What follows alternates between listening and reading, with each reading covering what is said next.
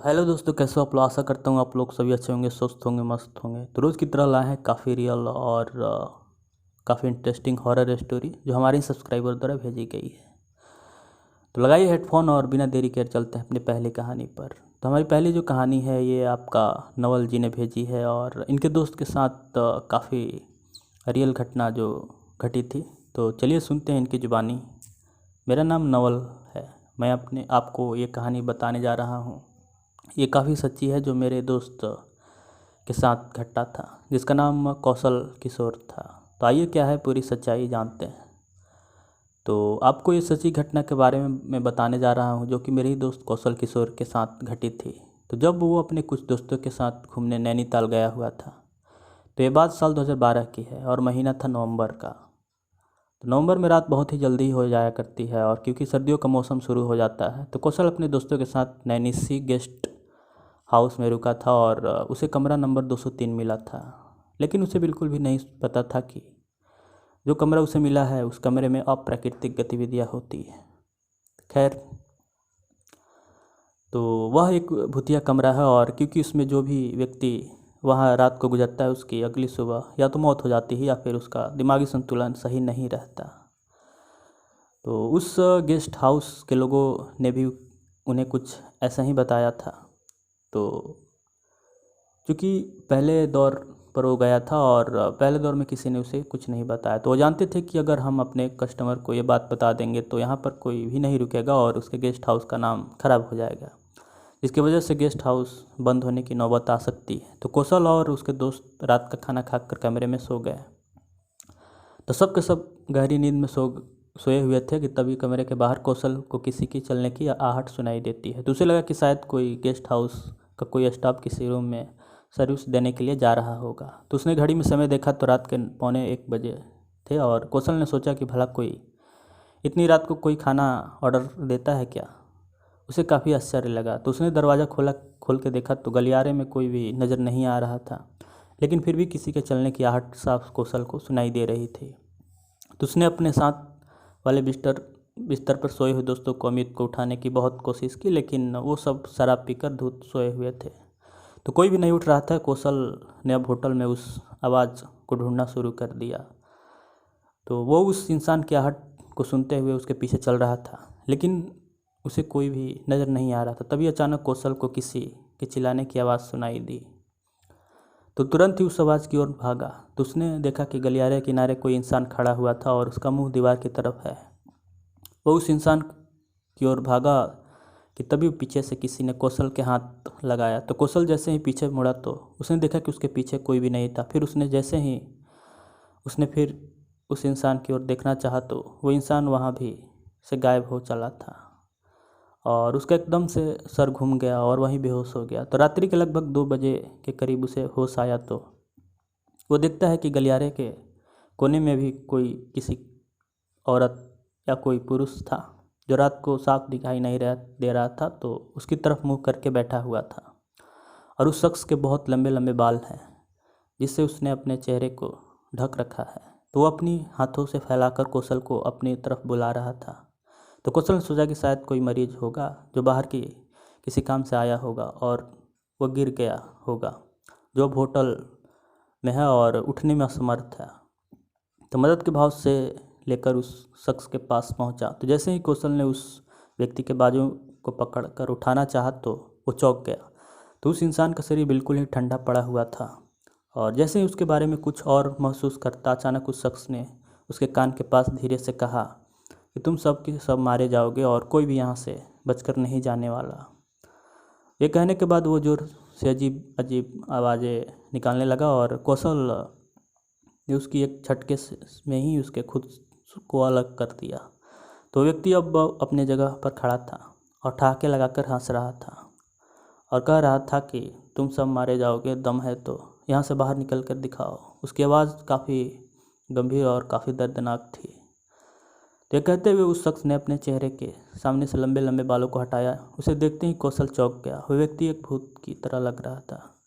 उस व्यक्ति की पलक थे ही नहीं और उसके चेहरे पर कोई भी मांस नहीं था। उसके चेहरे से हड्डियां बाहर निकली हुई थी और उसके मुंह से खून की बूंदें टपक रही थी। बड़ा ही खतरनाक लग रहा था। वो कौशल की चीख मारता हुआ कमरा नंबर 203 की तरफ भागा जाता है। तो कमरा नंबर 203 जाकर दरवाजे को बंद करके फटाफट कुंडी लगा देता है। वो देखता है कि उसके बाकी के दोनों दोस्त आराम से लेटे हुए हैं। उन सभी को बहुत जगाने की कोशिश करता है, लेकिन कोई भी ठस से मस नहीं होता। तो ज़्यादा पी लेने की वजह से उसके दोस्तों का खुद पर नियंत्रण नहीं था। तो कौशल थक कर सुबह होने का इंतजार करते हुए बाकी दोस्तों के साथ बिस्तर में घुस जाता है। तो काफ़ी देर तक वह अपने आप को बिस्तर पर लेटे लेटे सामान्य स्थिति में लाने की कोशिश करता रहता है। तो लगभग आधे घंटे तक उसके इर्द गिर्द जब कोई हलचल नहीं होती तो वो भी थक कर सो जाता है। तो अचानक उसकी नींद खुलती है तो देख कर चौंक जाता है कि वो देखता है कि उसके बगल में सोया हुआ दोस्त तो है ही नहीं। तो बगल वाले बिस्तर से वे दोनों दोस्त गायब थे। तभी उसकी नज़र अचानक ऊपर पंखे की तरफ पड़ती है, जिसे देखकर वो चीख पड़ता है। वो दर्दनाक जो मंजर था उसको देखकर आज भी वो नहीं भूला। तो वो देखता है कि उसका एक दोस्त अमित पंखे से लटका पड़ा है और उसकी आंखें टकाटकी देख लगाकर उसे ही देख रही है और उसकी ज़मीन जीभ बाहर की तरफ निकली हुई है। तो वह देखकर एकदम दहशत में आ जाता है। तो बाकी के दो दोस्त उसे देख ही नहीं रहे थे और तभी उसकी नज़र खिड़की की तरफ पड़ती है। वहाँ एक काले रंग का साया खड़ा था और वहाँ से खड़े खड़े उसे काले साये का हाथ अचानक से कौशल की ओर बढ़ रहा था। तो कौशल ने अपनी आंखें आधी खोल रखी थी और उसका ध्यान उस काले साये की तरफ था। तो थोड़ी देर में ही उसका हाथ बढ़ते बढ़ते कौशल की तरफ आ गया और उसकी दाई टांग को जकड़ लिया। अब कौशल बहुत ही ज़्यादा डर गया था। उसका पूरा शरीर डर के मारे कांप रहा था और नैनीताल की ऐसी ठंड में भी उसका सारा शरीर पसीने से तरबतर हो गया था। तो अचानक उसमें पता नहीं कहीं से इतनी हिम्मत कहाँ से आ गई और उसने अपनी बाईं टांग से एक जोरदार प्रहार उस हाथ पर किया जिससे उसकी दाहिनी टांग को जकड़ रखा था। लेकिन उसका यह प्रयास विफल रहता है। उस काले साये ने उसकी टांगें अब और मजबूती से जकड़ लिया। उसे काले साये ने कौशल के शरीर को बिस्तर से घसीटते हुए बिस्तर के नीचे गिरा दिया। तो कौशल ने बहुत कोशिश की लेकिन खुद को मुक्त कराने में नाकामयाबी ही हासिल हो रही थी। तभी कौशल की नज़र वहीं पास में रखे मेज पर जाती है और उसकी आंखों में चमक आ जाती है। तो रात को दोस्तों के साथ पीते वक्त उसने चखने की कमी होने की वजह से सेब काटी थी और भूल से उसी चाकू वहीं मेज पर छोड़ दी थी। तो जैसे ही वो मेज के करीब पहुंचा उसने लपक कर उस चाकू को अपने गिरफ्त में किया और अगले ही क्षण उस चाकू के कसकर पकड़ते हुए एक जोरदार हमला कर उस हाथ पर वर कर देता है और जिसने उसकी टांगें पकड़ रखी थी।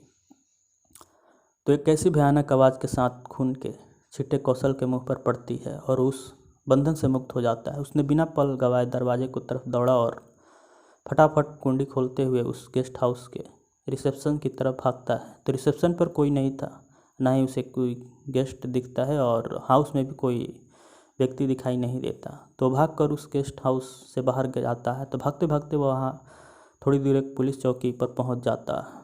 तो कौशल की ऐसी हालत देखकर कांस्टेबल विनोद और चमोली उसको संभालते हुए बैठाते हुए और उसको पानी पिलाते हैं। तो पानी पीने के बाद वो अपनी सारी घटनाओं को सिलसिलेदार तरीके से सुनाता है। तो उसकी सारी बातों को सुनने के बाद वहाँ के कांस्टेबल चमोली बोलता है कि देखिए, जब यहाँ 3 साल पहले नया नया आया था तो मुझे भी इन चीज़ों पर विश्वास नहीं था, लेकिन मैंने पिछले कुछ सालों से बहुत सी ऐसी अजीब सी घटनाएँ देखी है जिसके कारण मैं अब इन काल्पनिक बातों को मानने को विवश हूँ।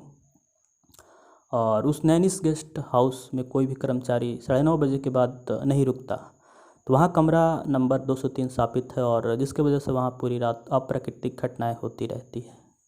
वो तो शुक्र मनाइए कि आप जिंदा चले आए, और नहीं तो इतने सालों में मैंने किसी को वहाँ से जिंदा निकलते हुए नहीं देखा। तो कांस्टेबल चमोली की बातों को सुनने के बाद कौशल को खुद पर पछतावा भी हो रहा था, क्योंकि मैं अगले महीने ही कौशल की शादी थी और नैनीताल में लास्ट बैचलर पार्टी करने की योजना उसी की थी। तो उसे उस घटना का बहुत ही खेद था। तो नैनीताल में वो इसलिए भी आया था क्योंकि उसकी बीवी का नैनीताल में ही हनीमून मनाने का ख्वाब था। तो अब उसके मन में नैनीताल के नाम से भी खौफ घर कर गई है और उसने शादी के बाद मनाली में हनीमून मनाने का फ़ैसला किया। लेकिन उसको अपनी शादी में उन दोस्तों की कमी खली और उनकी यादों को आज भी वो बहुत मिस करता है। तो खैर, उस दिन के बाद कौशल कभी किसी होटल में नहीं ठहरा और शायद उसके मन में वो डर काफ़ी बढ़ गई है।